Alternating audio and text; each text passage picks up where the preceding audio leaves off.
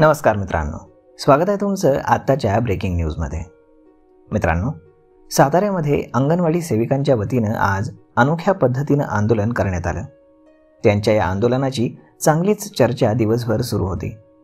अंगणवाडी सेविका आणि मदतनीस शासनाचं काम करतायत, त्यामुळे पेन्शन योजना लागू करावी, मानधनाऐवजी वेतन द्यावं यासह अन्य मागण्यांसाठी सेविका आणि मदतनीसांच्या वतीनं सातारा जिल्हा परिषदेसमोर शेकडोच्या संख्येनं उपस्थित राहत छत्री आंदोलन करण्यात आलं।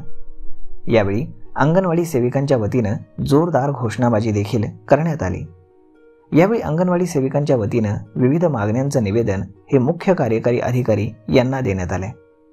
या निवेदनामध्ये म्हटलंय की अंगणवाडी सेविका आणि मदतनीस मागील 35 वर्षांपासून पेन्शन योजना सुरू करण्यासाठी आंदोलन करतायत, परंतु अद्यापही कुठलीही कार्यवाही झालेली नाही। तसेच सेविकांना अनेक कामं देण्यात येतात आणि ही सर्व कामं त्या प्रामाणिकपणे करतात, त्यामुळे त्यांना शासकीय कर्मचाऱ्यांप्रमाणे दर्जा तसंच वेतन देण्यात यावं। शासन महागाई वाढीनुसार वारंवार शासकीय कर्मचाऱ्यांना ग्रॅज्युटी रकमेमध्ये वाढ करतं, परंतु सेविका आणि मदतनीसांच्या ग्रॅज्युटी रकमेमध्ये कधीही वाढ केली जात नाही, याचाही विचार व्हावा।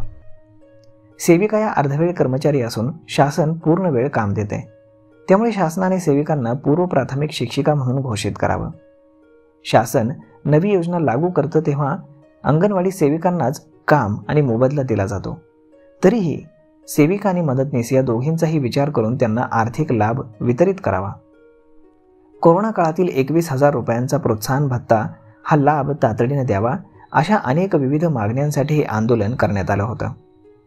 जिल्हा परिषदेत करण्यात आलेल्या आंदोलनामध्ये ॲडव्होकेट नदीम पठाण यांच्या नेतृत्वाखाली हे आंदोलन करण्यात आलं।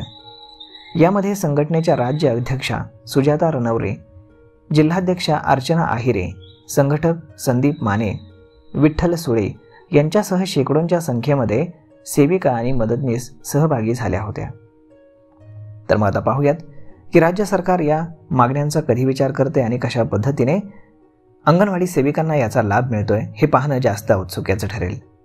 तर मग भेटूयात पुढच्या एका नवीन व्हिडिओमध्ये। तोपर्यंत तुम्ही चॅनलवरती जर नवीन असाल तर चॅनलला सबस्क्राईब करायला अजिबात विसरू नका। धन्यवाद।